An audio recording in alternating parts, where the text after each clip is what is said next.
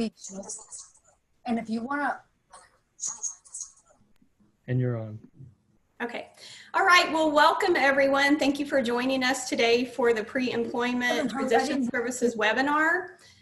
Please keep yourself muted at all times. Yes. We have several people on the webinar today, so we would appreciate that if you could mute yourself. My headset, but we're on the phone, so maybe but Alt A. Just again, if you could please mute yourself. Okay. All right. Thank you so much. All right. My name is Lori Chesnut, and I'm the Secondary Transition Specialist at the Oklahoma State Department of Education in the Special Education Services Department. And I work very closely with Renee Sampson and Judy Goldston with the Pre-Employment Transition Services. So I'm so excited about what's happening in our state.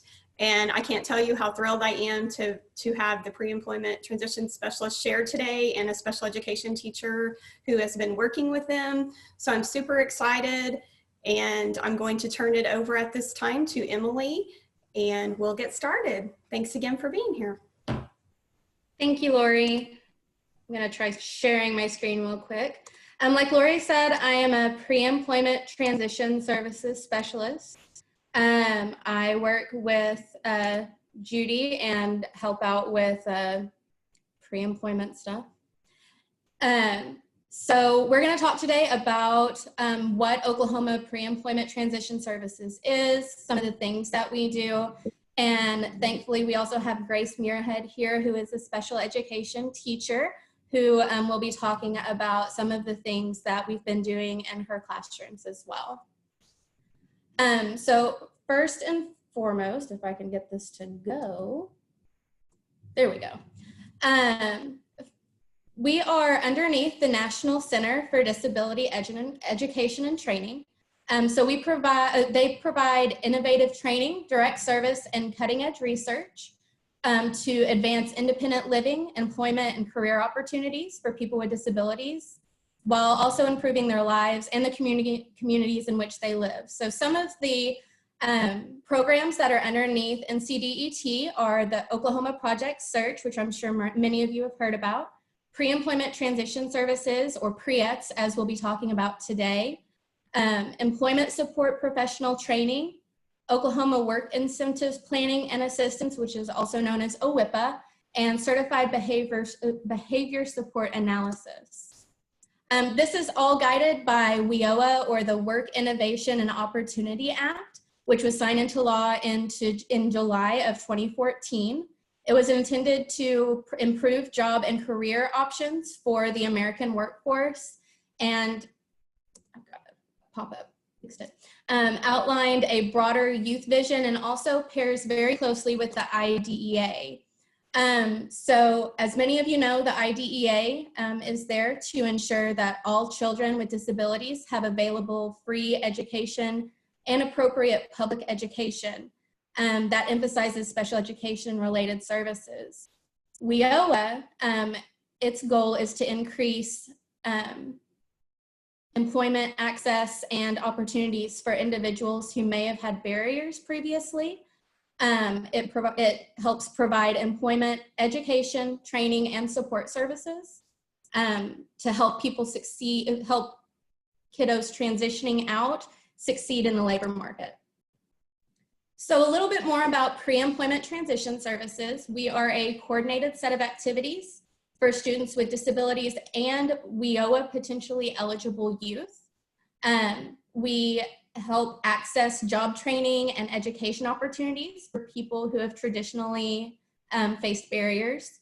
We are a results-oriented process focused on improving academic and functional achievement. We provide facilitation of movement from school to post-school activities based on individual need, considering their individual strengths, preferences, and interests. So what we do is very individualized to the students, and we try to make sure that their needs are met, because someone's needs that live in, let's say, Ardmore are going to be much different than someone that lives in Tulsa. We also provide outreach to engage, involve, and educate families to increase student success in post-school activities. So we provide services to students who are aged 14 to 22 years, who are currently within the educational system. Students who are potentially eligible or currently eligible for DRS services, and those who have been identified as needing pre-employment transition services. So anyone that could benefit, please reach out to us. We would love to help support them as well as the teachers. IEPs and 504s are not required for students that we provide services for. We do ask that we have a signed student authorization form. These are available online and it's got multiple language access. We do have paper authorization forms that are available in English and Spanish. Right now, due to the COVID situation, it's a little bit easier for us to be able to get those forms online. They do need to be signed by a parent. If the student is 18 or older, they can sign for themselves. Also, we just recently found out that since a lot of the seniors in the state are kind of up in air about what they're going to be able to do because of the COVID situation and social distancing, we were informed by Ms. Renee Sampson that we will be able to provide support for seniors throughout the summer to try to help guide them into their post-secondary goals, whether that be finding a job, getting into a technology center, or figuring out what they're going to do regarding college. Now, right now, that's just for this year, but we do need to have that student authorization form prior to that student graduating. So pre-ets works under 5 key components. These include job exploration counseling, workplace readiness training, work-based learning experiences, post-secondary education counseling, and instruction in self-advocacy. And we're gonna go into those a little bit more in depth so you can get a good feel for what some of the things that our program does. So with job exploration, we help students determine transferable skills, aptitudes, and interests. We help them identify viable employment and/or independent living options. We help them explore labor and market and wage information to make sure that they're looking into a job that is going to be able to help them support themselves whenever they're living independently. We help them identify physical demands and other job characteristics to make sure that they're picking a career that's a good fit for them. We help students narrow vocational options to help identify an employment goal. We help students select programs or training that will lead to their employment goal. And we also help them look into those training requirements. So what is it that this job is going to require? Are you going to have a 4-year degree? Is this something you could go to a tech center for? Things of that nature. With workplace readiness, we work with students on soft skills. So soft skills are like the things that make them a good employee, so communication skills, conflict resolution, to help them sustain employment, not just get employment. We also encourage them to participate in training that develops skills in managing money, navigating in the community, so finding community resources, how to use public transportation, how to find public transportation in their area, help students look into leisure and recreation programs so that they're living a fulfilling life whenever they're independent, and other instruction that helps them increase their independence, whatever that may be. We also provide training that helps them find, keep, and keep jobs. So we want them to be prepared whenever they are out in the real world. Pre-ets also works on work-based learning experiences. Now, with the COVID situation and social distancing, this looks a little bit different now. So we do a lot of more virtual things now. So work-based learning is where students are able to participate in school or in school or after school work experiences. We help them explore, get exposure to job shadowing, internships, apprenticeships, or on-the-job training outside of the school environment. Pre-ets also help students incorporate classroom. We also incorporate classroom activities that are tied to work experiences, like job clubs, instruction where careers are explored, things of that nature. Pre-ets also help students learn competencies that are connected to a particular occupation or career. And then we always encourage our students to participate in summer work experiences, whether that be through camps through DRS or finding a part-time job through the summer. And we help them try to find some of those experiences. Pre-ets also works with post-secondary education counseling. So we help students identify best post-secondary education options for the job they're interested in. So this means that we're not going to be automatically pushing them towards college if that's not what their job needs. If they want to be an electrician, we're going to try to help them identify the best training options for them, whether that would be an apprenticeship, whether that would be a technology center certification. We also help students understand how post-secondary education is different than secondary education regarding reasonable accommodations. So there's not special education within college classes. Trying to talk with them about how things are different in college and tech centers than in the high schools that they're currently in. We also help students research how post-secondary disability resource centers work, how they need to go about getting the accommodations that they need, and who to talk to, depending on where it is that they are trying to get post-secondary education. We also help students access and gain the ability to utilize resources that facilitate access to post-secondary education. And that big long thing basically means we try to help them be able to find how they're going to pay for that post-secondary education, whether that be helping them look at FAFSA, trying to make sure that they are enrolled in Oklahoma's Promise, looking at scholarship opportunities and helping them fill out those forms, because sometimes those are really overwhelming. Pre-ets also helps try to encourage self-advocacy. Whenever they are living independently, these students will have to get their own needs met. And hopefully, with our help, we'll be able to ask for those needs and ask for that help in an appropriate manner. So we help increase the ability to articulate one's needs and make informed decisions about the supports necessary to meet those needs. So helping the students understand what a reasonable accommodation is, and also understand what the Americans with Disabilities Act is and how that plays into things. We also help increase student skills and abilities to make choices, make decisions, to problem solve, set and attain goals, and independently perform tasks. So encouraging them to be able to do the things that maybe their parents are doing right now for them, and helping them come up with ideas on how to do so. And also in developing a peer mentor program.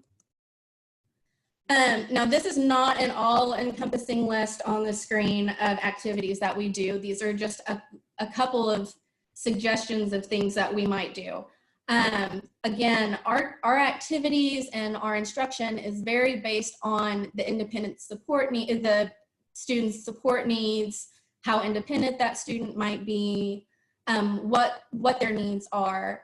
So for job exploration, we do some skills assessments, career interest inventories, do labor market and in-demand occupation information research. So finding out how much a job pays, finding out if it's got a bright outlook or not, if it's something that they're going to be able to find a job in or not.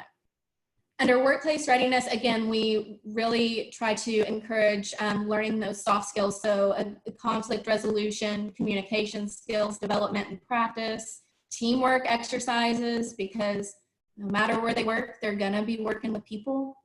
Peer mentoring, education and practice on independent living skills, And then again, accessing transportation or trying to find out if there is public transportation in their area, because there is not public transportation in every area because most of Oklahoma is rural. Under work-based learning, we work with them on exploring and practicing appropriate workplace behaviors, participating in worksite tours, which again, right now is a lot of virtual tours, which thankfully there's a lot of resources out there for us to be able to help them with that, and job shadowing experiences. Under post-secondary education, we help students explore options of careers. Again, what's the benefit of a technology center versus what's the benefit of going to college? And then identifying scholarship opportunities that maybe they weren't aware were there previously. And also we help them with resume building. So any job that you apply for, as I'm sure all of you know, you have to have a resume. And some schools are able to require that they learn how to do a resume, which is fabulous. And we love to help partner with helping those students do that. Under self-advocacy, we help the student learn more about themselves and their disabilities, because they're going to have to know about their disability to be able to advocate for their needs and their accommodations. We also work with them on how to present themselves responsibly, assistance with recognizing strengths and how to advocate for their needs, and developing strategies for goal setting. So making sure they're able to do SMART goals, helping them with time management skills and also problem solving skills. So one of the activities that I enjoy using with students is something called Balloon Tower. And I put this up in like lesson plan type template to give you a good idea of what it is we do and why, what it is I do and why. So with the Balloon Tower, it focuses on multiple things without the student really realizing it. They think they're just playing a game, which I love because activities are the best. So with goals, there's 5 goals with this activity. The first one is understanding the importance of working together and communicating with team members or coworkers to solve problems. Because as I said previously, as everyone here knows, no matter where you work, you're gonna be working with people. You've got to, and it's really important for those students to be able to learn how to interact with a team appropriately. The second goal is to learn the value of being a follower as well as a leader. The third goal is to learn how to advocate for support needs when working on a team, and we'll get into that a little bit more in a minute. The fourth goal is to learn how differences can add to the team experience rather than take away from the team experience. And the last one is to explore the importance of planning on a team. So the materials are fairly cheap. You just have to have 2 rolls of transparent tape, 1 roll for each group, 100 balloons per 5 to 12 people. So if you have a group of 2, 200 balloons. And the time required is anywhere between 15 and 30 minutes. That time is very flexible based on instruction. Typically, there is some instruction prior to this activity over soft skills and how to communicate effectively. The procedure is to set out the 2 rolls of tape and dispensers and to count out 100 balloons for each team of 5 people, unless you go to Walmart where they have prepackaged 100 balloons, because that's just much easier. So the objective of this activity is for this team to build the tallest freestanding self-supporting balloon structure possible within 15 to 30 minutes. Again, time is flexible. I have had to add some interesting rules of no, please do not tape it to the wall or use static clean, which was very interesting. Whenever you're giving instruction as to what to do and giving the rules, encourage students to advocate for their needs if they struggle with one part of the activity. So if someone's unable to blow up the balloons, they need to advocate for themselves and talk with their team about what they need. Someone else may not be able to tie balloons, but that person that is able to blow up balloons is able to tie balloons. So working on that problem solving. And inform students that all team members must have a job. So the student, every single student in that classroom, in that activity has to have a job. And someone has to stand up and be a leader and give them that job. After the balloon tower is done, after that 15 to 30-minute window, there's a debrief to where we all sit and talk together about what the group did well together. What are some ways that the team might have been able to do better? What was it like whenever you had to ask for help? How did your team help you once you asked for help? What if there was any kind of conflict or disagreements, how did you handle that? And then also identifying who the leader ended up being. So being able to see whether having a identified leader helped out or not. So we also help, we support the state performance plan transition indicators of B13 and B14. So B13, of course, the percent of youth with required transition components in the IEP, and B14, the percent of youth who achieve various post-school outcomes. So some things that pre-ets are and some things that pre-ets services are not. We are completely free. We are a free service to any school and student, whomever. There's no payment required. We just ask that we have a student authorization form. We are designed to work in collaboration with the teacher and the current curriculum. So the teacher's not going to have to come up with new curriculum for what we're coming in with. We are designed to increase employment and or post-secondary student success. And we are designed to work with local school districts to create greater access for students with disabilities and remove barriers that they may be experiencing into transition programs and activities. Some things that we are not a professional development program. We're not a program where teachers have to collect data or do assessments. We don't want to add more to the teacher's job. We're not something districts have to pay to utilize. We're not any additional paperwork. We're not there to increase the teacher's workload or to increase the DR counselor's workload. We are here as a support and as a resource for students and school districts throughout the state. And Emily, I just want to add to that too, that, many of our districts, Renee, you can jump in, over 200, like 250, or many of our school districts have work study contracts with DRS, and you have to be a client of DRS to qualify for those work study programs, but pre-ets is open to a wider range of individuals. Is that correct? That is correct. You do not have to be a vocational rehabilitation client to be able to receive our services. You just have to be, the student has to be identified as though they would benefit from our services. That's it. Wonderful. And the authorization form that we ask for is just pretty much information so that we can see how many students we're being able to reach. So this is an additional service. Yes. Besides the work study. Yes. Wonderful. So some of the successful outcomes that we have had, pre-ets has a cross-agency collaborative team mindset. So we love collaborating with people, collaborating with districts, other organizations, DRS most of all.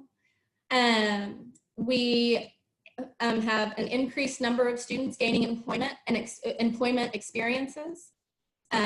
Identification of transition essential elements and the flow of pre-ets services. We've got increased family and student engagement, increased communication between vocational rehabilitation and the school. We do share those career assessments and skills assessments that we do with the teacher for them to be able to have for the students' files. We have a shared shared professional learning opportunities. We share resources as often as we can. We also have increased a positive relationship with employers and community agency partners, and increased the number of students obtaining their IEP and IPE goals. So I'm gonna stop my share. Oh no, my computer's buffering. Okay, there we go. So now I am going to have Miss Grace Muirhead talk for a moment about some of the positive things that she has seen in her school receiving pre-ets. Hey, Grace. Everybody. This is Judy Golston. Before you start, can you share also when you're talking about how this fits in a typical school day for you? Okay, thanks. Hi, everyone. My name is Grace, and I currently work as a direct instruction English teacher at Elton High School. And when this program first was presented to us, I was very hesitant, as well as my team, to embrace it because, like a lot of you guys are thinking, you're like, is this just going to be another thing that I have to do at the end of the day? Which, as teachers, we're constantly evaluating, is this worth the time and the effort? And what we have found, and let me just address this first, what we found is that it takes almost no effort at all. The pre-ets program comes in and does the curriculum for you. They navigate through all the different student accessibilities and what the students can and cannot do. It's a very individualized program to each student. And when they first came in, they asked us, you know, what can we do for you? And we weren't sure how it would fit into our school. So the plan that we came up with for our individual program was for OU to pre-ets to come in once a month during my English classes and teach a lesson during every hour. We figured that would reach the most students until we could figure out where we could start individualizing. So OU, the pre-ets program in my classroom is once a month, and it goes every single hour, and she does different curriculums or sometimes the same things, just depending on what each class needs. I teach all the way from low functioning to high functioning students, and so every class is just a little bit different, but Miss Emily is actually who comes to my classroom, and she makes sure to individualize the lessons to each class, and then even more so to each student. We also had the other option that they gave us to do small group work or pull-outs, individual work, to set up field trips to different work agencies. There is so much that this program can do, and it's very flexible on that point. We just chose to do it as a group project and have her come into my classroom so that we could reach the potential amount of kids until we got used to the program, and then would change it from there. So that flexibility, coming in and doing what you think needs to be done for your program, and then being able to change that later on, is always there. So how my kids react to it is that they absolutely love it. And I think that that's the number one thing I was concerned with someone coming into the classroom. Is it going to be beneficial for the kids? And it really is. The content is so individualized to my students that when they make suggestions or talk about things that they like to do or things that they don't like, my pre-ed specialist, Miss Emily, will go back and kind of tweak her PowerPoints for my class. We'll talk about things that they're interested in, and really just gets to know the kids on a personal level. And they happen to listen to an outside agency so much more than they listen to me. They see my face every single day. They get tired of listening to me, even though I have the same advice. And I think that fresh face that comes in to talk to them about the, you know, financial portions, or what do they want to do after school, or what are their strengths and weaknesses. They won't tell me those things, but they'll tell somebody else who is just fresh and new and has a different perspective. The next thing that I really love about this program is that there is an extra help for the parents. One of the things that I have found, I used to teach in a middle school, and then I moved up to the high school level. And the high school parents really told me that they feel like when they get out of school, when they hit 18 and they graduate and they're not going to come back until their 22nd birthday, that they feel like they have just been dropped off of a cliff. The good thing about this transition program is that they are going to be able to continue that relationship with that student and parent, navigating into the job, and then or navigating into the tech center or into the college. That, I believe, fills a gap with the parents to where there's someone consistent who knows their child and who knows their situation and can continually help, rather than jumping from like a high school counselor to a tech center counselor to a DRS person. This pre-ets transition person really fills in those gaps and allows us a smooth transition from one program to another. And then the last thing that I really love is the access to materials. Some of the things that Miss Emily brings into my classroom, as far as for her games, or even like stress balls or little things that we don't have access to, or that teachers are sometimes paying for out of their pocket. She was able to bring those things in, and those are such a huge motivator for our students. And they even brought in stress balls, and they had special places to put it in my classroom. And they always knew when she came back, they would tell her, I use that stress ball instead of, instead of getting angry at someone. And it's little things like that where it goes so much beyond just transition for our kids. But I think the number one thing about this program, and this will be the last thing I say, is that I felt like it was a weight off my shoulders, because in the IEPs, we have a large transition piece. Every year I'm doing new career interest inventories with my kids. I'm asking them what they want to do, their interests have changed, and we have to log all of that into the IEP. This is something that I don't have to do in my spare time. It's something where I don't have to pull the kids out of class to do. I don't have to stop my class to ask them those things. Through this program and through the conversations that these students are having with the pre-ets transition specialist, I'm getting all of that information back. And Miss Emily has been really good about sharing documents with me, or sharing results of career transition papers. She's just recently done Zooms with a lot of my students during this COVID-19, and she has shared things that they're working on, like resumes. One of my students has created a resume, and I think that's phenomenal. That's something that we usually do in the fourth quarter at school, and we haven't been able to do because we're not face-to-face. But getting that one-on-one time with a pre-ed specialist, he was able to start his CV and his resume so that he can have it for next year when we start working on that.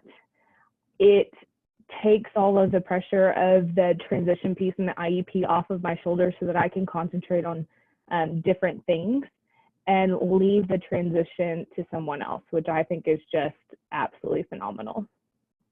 Thank you.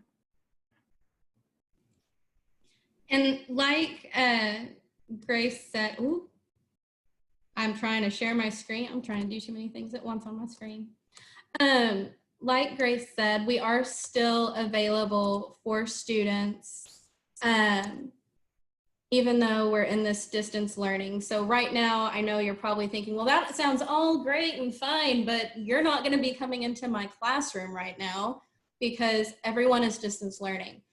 We want to help, we are still here. We still want to support students. We still want to support schools and administrations and making sure that transition goals are being met. And so we're able to meet with students on Zoom. I've been meeting most of my students on Zoom. We can meet with them on Google Meet. We can meet with them on FaceTime. I've got a lot that I meet with over the phone because they live in rural areas and are in dead zones where they can't get internet, or have students that aren't able to afford internet right now. Or even just emailing resources to parents and students. And you know what, if a student has a different way that would benefit them, we're always up to learn something new. So if they've got a better way for us to be able to provide services right now, we are more than willing to be able to learn that. So Judy Goldston is our project manager. She's awesome. Her contact information is here. So if anyone has any questions, I'm going to stop share now. Whoa. I thought I knew how to do Zoom and then people. You did fabulous. You did fabulous. Thank you so much, Emily. One thing I do want to add is that as the secondary transition specialist for the Oklahoma State Department of Education, you know, I do need to say that school districts do have responsibilities to provide transition services under the Individuals with Disabilities Education Act, but these pre-ets can, you know, provide more support and supplement what the schools are already doing with their transition. And that's what's so great about it is when they come in, they ask the school districts, what do you already have in place? What can we do to help you? Where, you know, is there a gap? So how can we work together? So it's really a fabulous opportunity. And we just really want to get the word out. Special education teachers, those of you that are on here today, VR counselors, we've got to get this. This is a kind of I feel like it's a best kept secret right now because we have these services available and we don't have you know, as many parents and students taking advantage of this opportunity right now. And these can be provided through distance learning and through the summer. So I really encourage you guys to spread the word and get it to your families and students. So sorry about that. I just had to, now we can open it back up for questions. Thank you very much, Lori. And if you're currently providing transition services and there's something you feel like you have been like beating your head against a wall trying to get these kiddos to grasp, like Grace said earlier, sometimes that fresh face talking about this same exact thing in the same exact way, they'll catch it. They'll catch on to it. True. Different face, yeah. Because it's not someone they see every single day. So if even with the transition services that you're providing right now, we would love to be a support for you and help out however we can. And we do ask, because there are so many people on here, if you have a question, please put it in the chat box. That way we're able to do it in an orderly fashion, because right now there's over 100 people here and trying to find who's got a hand raised is going to be difficult. So if you could please put the questions that you have in the chat box.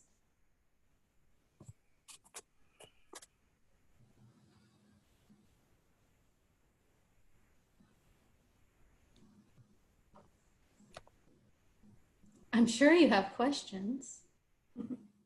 Judy, this is Renee. Can you kind of just tell everybody maybe where the pre-ed specialists are at right now in regards to Oklahoma so that they have an idea of their location? Yeah. So we're kind of spread out across the state. We are as far north as Drummond, Chisholm, Crescent, Guthrie, Enid, Ponca City, all of that up in there. Of course, my burden is for the rural schools, so you'll notice that we're in a lot of rural areas for that reason. So we're up in that area. We have a pre-ed specialist that's housed in Enid itself, and so she covers all of that and comes as far south as Guthrie. Then of course we're across the metro left and right. That would be east and west, of course, and we're in all of Oklahoma City public schools. Of course, we're going as far west as Cashin, Kingfisher, all of that out in that area this year. And then we are east, and that's where Rayanda is housed, Rayanda and Avonda. So we've gone as far as Tahlequah. East, northeast, we've gone as far as Catoosa, if I'm saying that correctly. Rayanda, shake your head. Yeah. And then east, south, or southeast, Avonda has gone all the way over to Sallisaw. Working in some little small areas over there like OK and Gore and Wetumpka and all of those little areas in there. Of course, we are in Elgin. Yay! We've gone as far south in that particular area to central Oklahoma, which is by Muldrow, I believe. I'm from California, just so you know. So I learn as I go along with these towns. So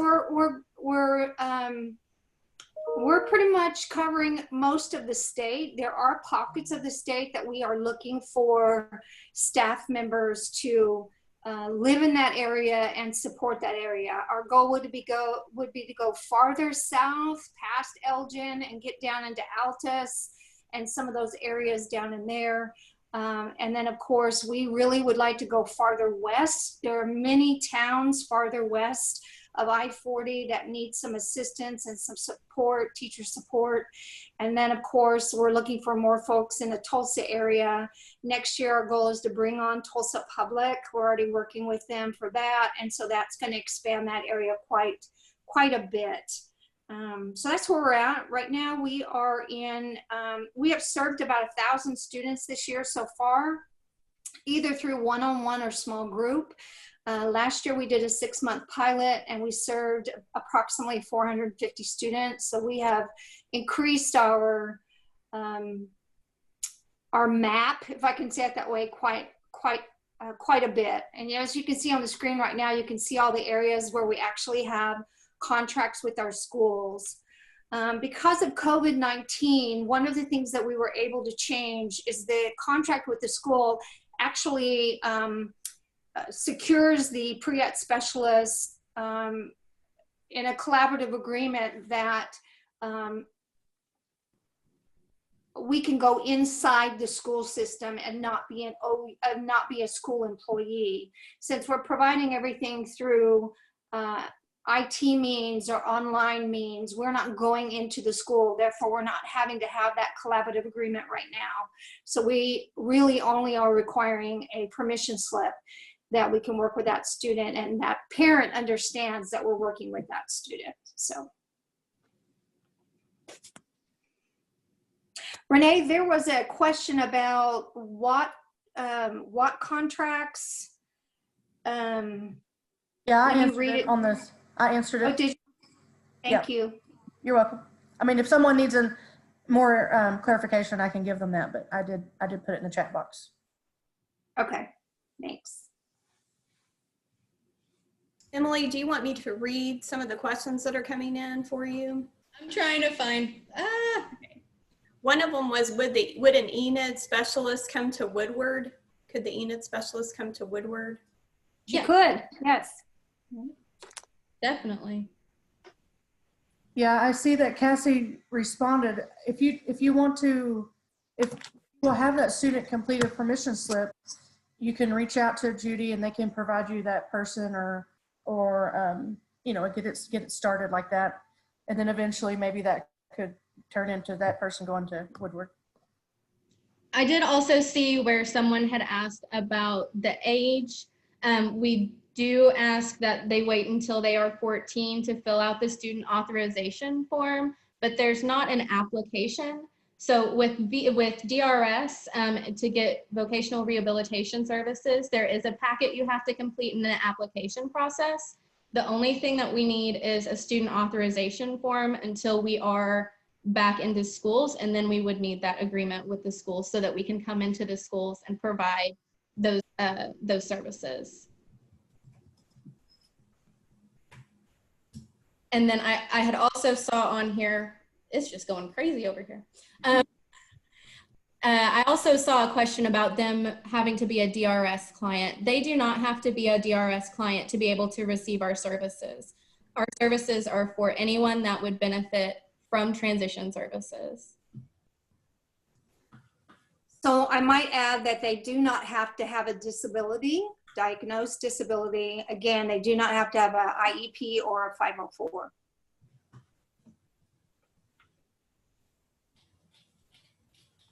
Judy, do you have an example of what distance learning looks like for a student with more significant needs right now?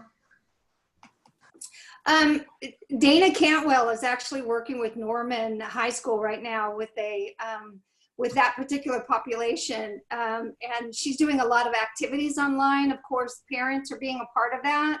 I think the only thing that she's encountering that she didn't quite prepare for is that when that student is done, he or she just walks away from the computer. And so if we were in a classroom environment, of course, she would, re-engage them, reach out, whatever kind of thing. So she's doing a lot of bingo type games with them and a lot of picture games with them and things like that. So she is working with that population. And one of the side effects or drawbacks has been that when they're done, they just get up and leave. So anyway.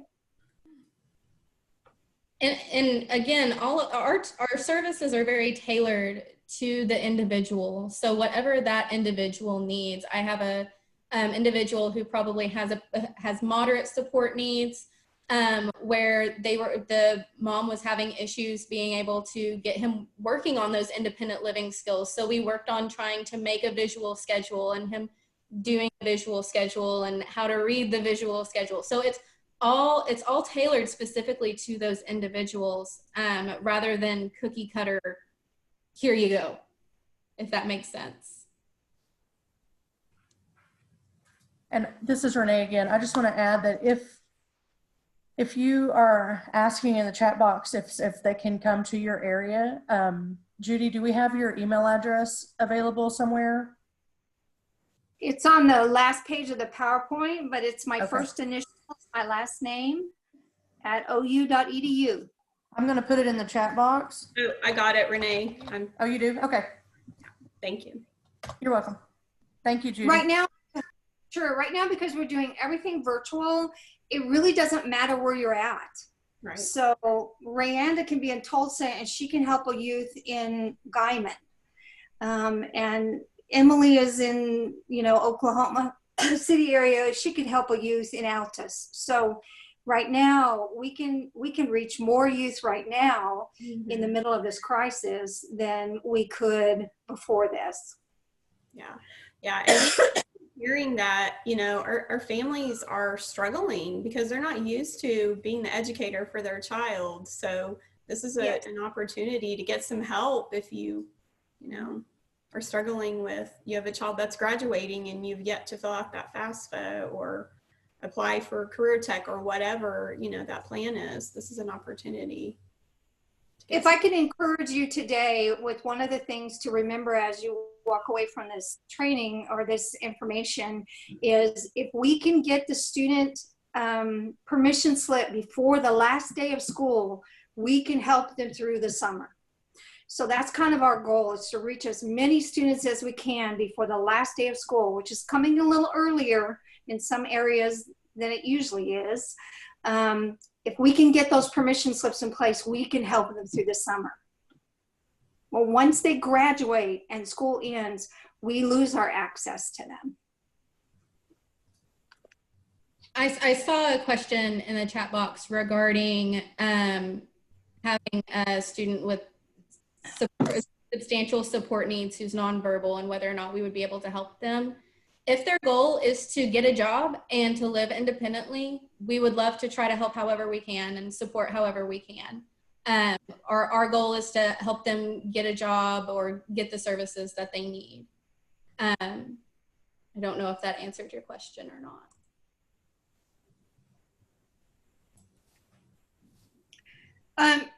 Can I talk about on that lines too of someone that has higher learning needs? And in some areas, safety symbols are some of the things that we work on, because maybe they are going to help dad mow the lawn, and just different things like that. There are many different symbols out in the world that they need to recognize what that picture means and those kinds of things like that. So we do a lot of that independent living type of awareness in our activities for those youth. I have a student that I worked with I think it was 2 weeks ago, that she wants to live independently. She's not going to drive. So we went over traffic signs and crosswalks and how to use crosswalks. it's very individualized, and if that individual you feel like would benefit from us, please send them our way.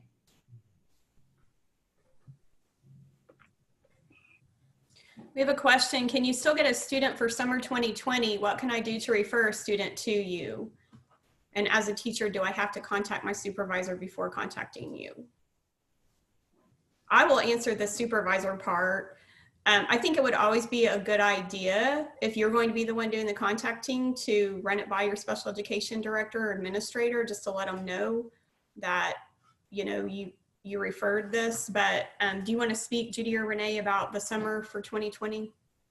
I thought we addressed that, but let's just hit it again so they know how to get these services. Judy's made the point that if you can get the referral or the online permission slip done by the last day of school to the pre-ets person, that gives us a better shot to have their name and already work with them. I'm not saying that a parent can't reach out to a student during the summer. I mean, that is very possible. But that would be the easiest way to get a hold of the student to grab their attention. Judy, one question about, it just came on the chat, is about the online form. There's a signature through Adobe. Does it just get submitted to an email at that point? Okay. Yes, ma'am. It comes directly to me. Okay. And then you assign it to the pre-ets specialist. Mm-hmm. Thank you. Great. And I think we also need to share with you guys that, you know, if that pre-ed specialist isn't meshing with that student, we got a lot of options. So if you as a parent or a teacher believe that they would mesh better with a male or a female or, you know, whatever. I mean, we've got a lot of options. We do have several male pre-ed specialists, and we have several pre-ed specialists that are retired teachers. So we've got a lot of diversity within our program. Right, great.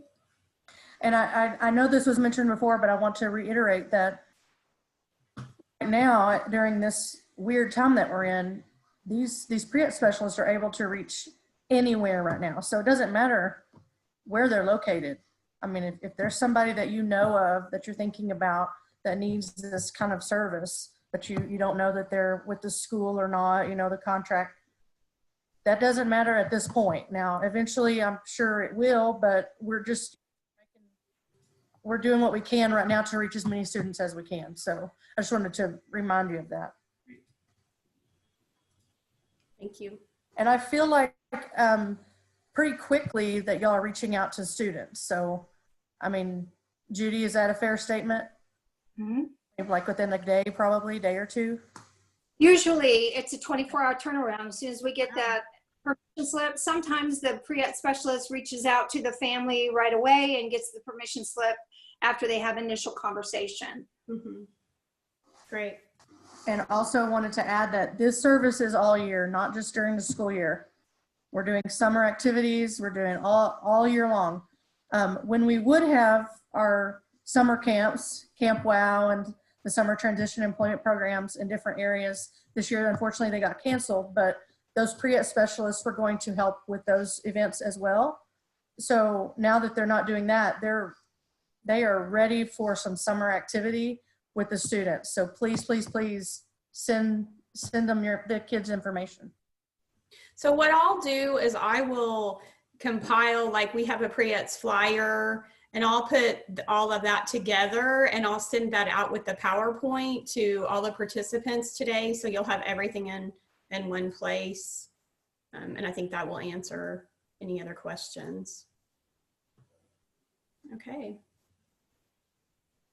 Okay, Judy or Renee or Emily, Grace, do you have anything else you want to add or? All right. I just want to say thank you. I'm super excited. Thank you, Emily, for presenting. Yeah, we were so excited about this opportunity and really excited that so many of you signed up today. Again, we've got to get the word out because this is a fabulous opportunity for our students and families, and the pre-ed specialists are doing a fabulous job. So thank you to our partner DRS and the pre-ed specialist and OU. And Judy, I always mess up your title of Will you help me out on your title? I'm just a program manager for this program and several others. I do want you guys to know before we sign off, and that is we do work in collaboration with the VR counselor. It is our goal to make sure the counselors are aware of the activities, the assessments, the goals, the vision that the youth have. In addition to that, we work in collaboration with community rehab providers like Job Connections, who happens to be on the line at this point, because our goal is to connect them with all the resources they need to be successful in employment, as well as in post-secondary education. So that's a great point, Judy. Thank you so much for adding that. Collaboration is key to our students' post-secondary success. So again, thank you all so much for joining us, and look for that email probably coming sometime tomorrow. So thanks again, and hope everyone enjoys the rest of your day. thank you. Take care.